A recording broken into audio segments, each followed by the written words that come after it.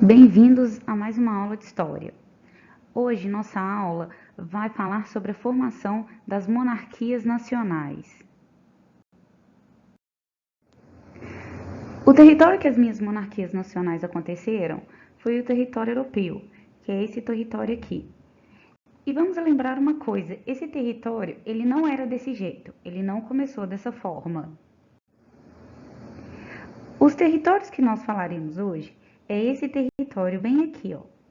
Nós falaremos sobre Portugal, Espanha, França e Inglaterra.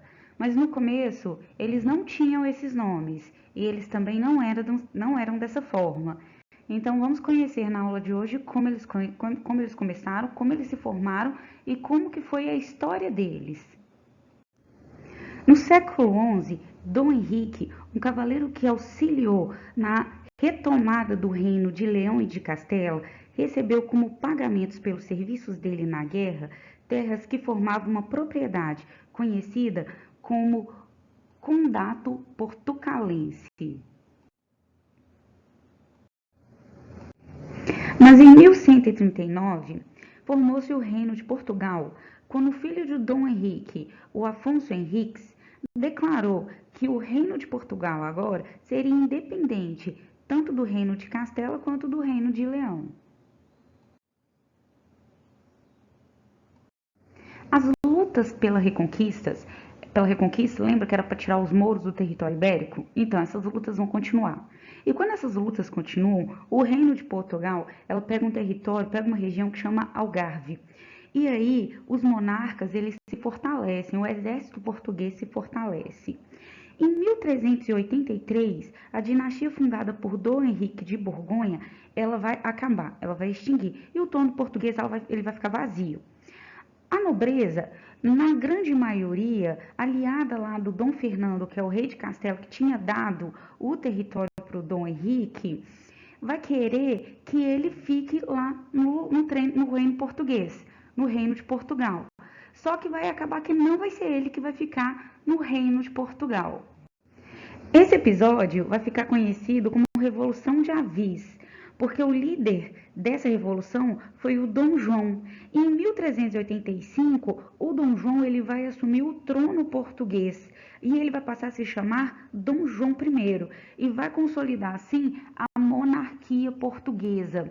Lembra que na última aula que a gente teve presencial lá na escola, a gente falou que a burguesia ela estava se aliando aos reis para diminuir o poder do senhor feudal? Então, pronto, a gente já tem aí o primeiro rei português, que foi o Dom João I.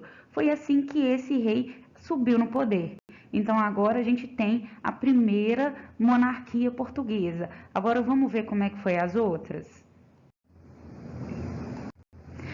Aqui a gente tem a monarquia espanhola. A monarquia espanhola, ela foi um pouco diferente, porque a gente tem aqui 4 reinos: Leão, Castela, Navarra e Aragão.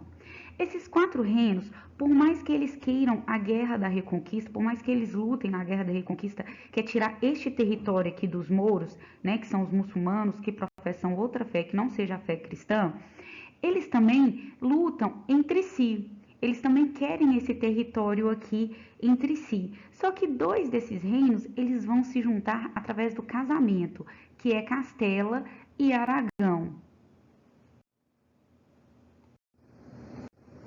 Lógico, quando Castela e Aragão se juntam por meio do casamento, Isabel de Castela e Fernando de Aragão, em 1469, eles vão expandir o território deles. Por quê? Porque eles vão juntar os 2 reinos dele. Quando eles juntam os 2 reinos deles, eles ganham em poder real e em poder de território. Tá vendo como que ficou o tamanho do reino deles? Ficou desse tamanho o reino de Leão e Castela, e aqui a gente ainda também tem o reino de Aragão. A luta da Reconquista foi até 1492 e o último território a ser tomado foi o território de Granada, que é este pequenininho aqui, tá?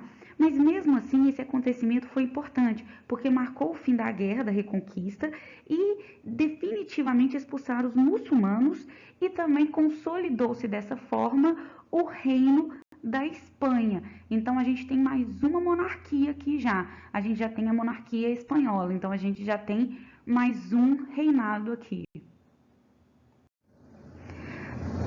Nos territórios franceses, após o Tratado de Verdun, que foi dividido o território francês em 3 partes para os netos do Carlos Magno, o poder dos senhores feudais vai aumentar. Por quê? Porque os senhores feudais eles vão ficar com muita terra, o que vão conferir poder para eles. E os reis franceses eles vão perder poder por conta das invenções que vão estar acontecendo em todas as outras partes da Europa.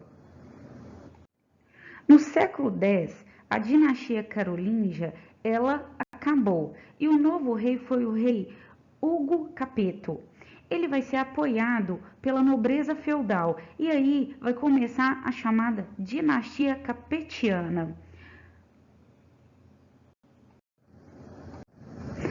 Mas o território francês ele só vai ganhar força mesmo com o rei Filipe Augusto. O rei Filipe Augusto, no século XII, ele vai começar a fortalecer o poder real. E como que ele vai fazer isso? Ele vai anexar territórios, ele vai ampliar a terra. E ele só vai fazer isso por conta do exército que vai ser financiado pela burguesia.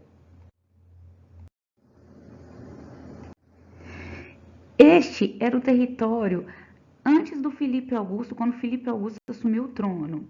Esse aqui já era o território todinho que o Filipe Augusto aumentou para a França.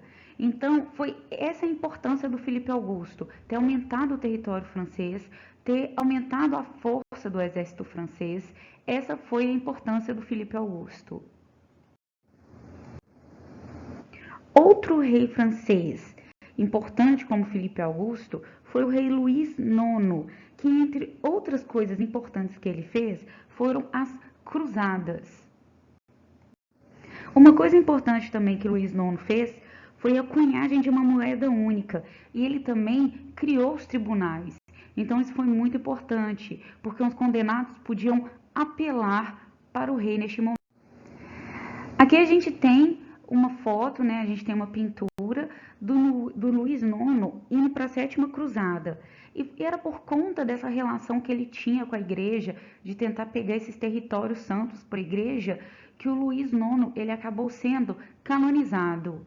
Canonizado é quando uma pessoa ela se torna santa para a igreja. O nosso próximo rei francês vai ser Filipe o Belo. E já no século XIV, ele vai fortalecer o poder da realeza. Mas o Filipe Belo, ele vai ter uma peculiaridade. Ele vai obrigar o clero a pagar imposto. Então, lógico, quando Filipe o Belo, ele propõe que a igreja pague imposto, isso vai gerar conflito entre a monarquia e a igreja e vai acarretar no rompimento com o Papa Bonifácio VIII de Roma e na nomeação de um novo Papa. Isso vai gerar um conflito que se chamou Cisma do Ocidente. Cisma nada mais é quando há uma separação entre a igreja e o Estado, que no caso foi entre a igreja e a monarquia francesa. Logo em seguida, na dinastia francesa, nós teremos o Luís XI, que foi o sexto rei da dinastia do Valois. E ele vai ter os 2 herdeiros que vão conquistar os últimos reinos que ainda estavam sob o domínio do senhorio feudal, unificando assim todo o poder do reino francês. Mas o problema é que depois disso, a França ela passou por muitas guerras e muitas guerras religiosas. E dessa forma vai desgastar tanto o povo quanto o território francês. Este rei que a gente vê na foto é o Henrique IV, é o primeiro da dinastia Bourbon. Guardem esse nome, Bourbon. Agora a gente vai ouvir falar muito dele daqui para frente nas aulas de história, quando a gente for estudar a França. Esse rei, ele voltou a construir uma base sólida para a França. E vai ser neste momento, com o rei Henrique IV, que a França ela vai se consolidar enquanto um absolutismo francês. Então tá aqui o nosso primeiro rei francês que vai colocar uma base sólida e firme para as monarquias francesas. A monarquia monarquia inglesa, ela também vai ter certas peculiaridades. Aqui nós temos o Guilherme Conquistador. Ele era duque da Normandia, que é uma região que fica na França. Ele venceu o Haroldo, que era inimigo dele, tornando assim rei da Inglaterra. O rei Guilherme, ele vai dividir feudos, ele vai fazer muitos feudos e vai obrigar os senhores nobres e feudais a trabalharem para ele e ajudar e a jurar fidelidade para ele. E dessa forma ele já vai começar a consolidar o seu poder. Aqui nós temos o Henrique II, que é o bisneto do Guilherme, o Conquistador. E quando o Henrique II herdou a coroa, a aristocracia ela já estava fortalecida. Então, o que o Henrique II fez? Ele contratou um exército só de mercenários. E com isso, ele teve sucesso em continuar com o seu território todo fortalecido. O filho do Henrique II, que se chamou Ricardo Coração de Leão, ele praticamente não permaneceu em solo inglês. Ele ficou fazendo cruzadas para a igreja. Lembra o que eram as cruzadas? As cruzadas eram quando os cavaleiros, quando os nobres, os senhores feudais, eles iam em busca de mais terras para a igreja. Este é o João Sem Terra. O João Sem Terra era irmão do Ricardo. E ele vai assumir o trono quando a Inglaterra está enfraquecida.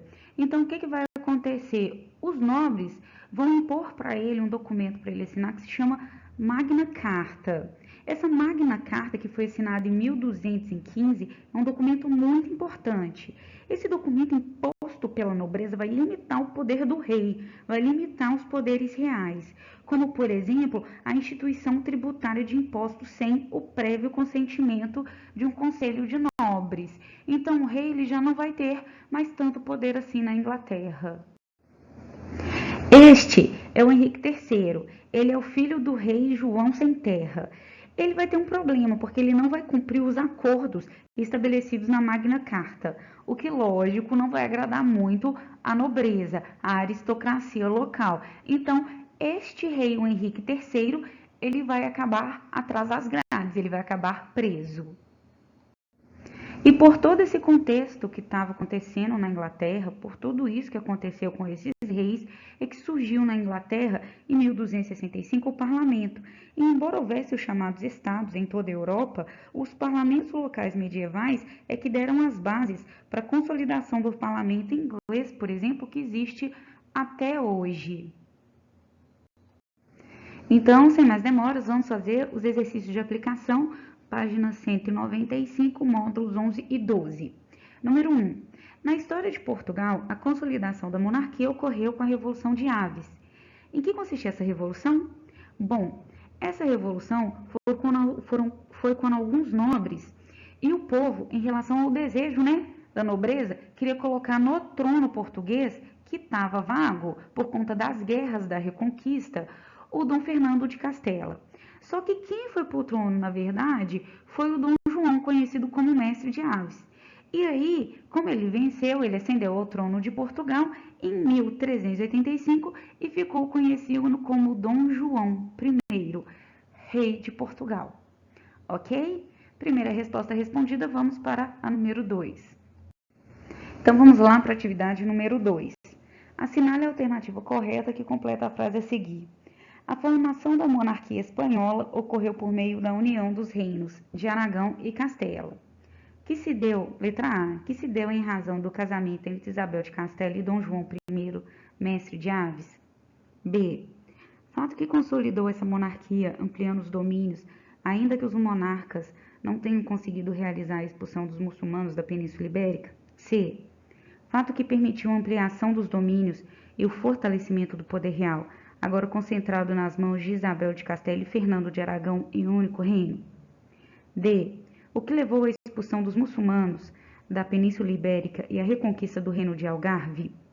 E, por meio de casamento de Isabel de Castela e Fernando de Algarve, que havia herdado o condado portucalense em razão de serviços prestados na reconquista.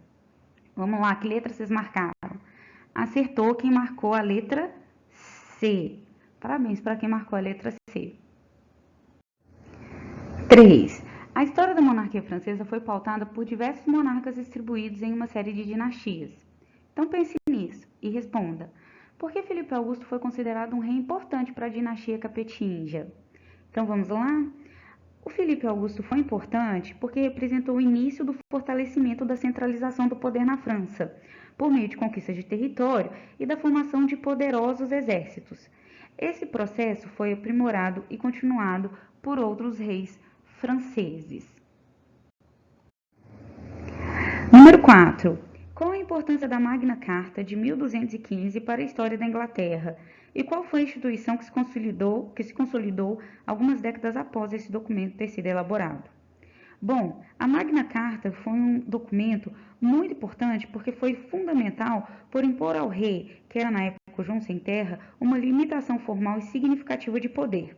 E posterior à Magna Carta veio a formação de um órgão muito importante que foi o Parlamento Inglês.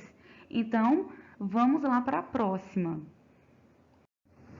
A nossa próxima é o para casa, para a gente não esquecer e para a gente também não perder o costume. Peçam ajuda para os pais de vocês e quando vocês acabarem o para casa, coloquem ele no nosso mural Google, por favor, e até a nossa próxima aula.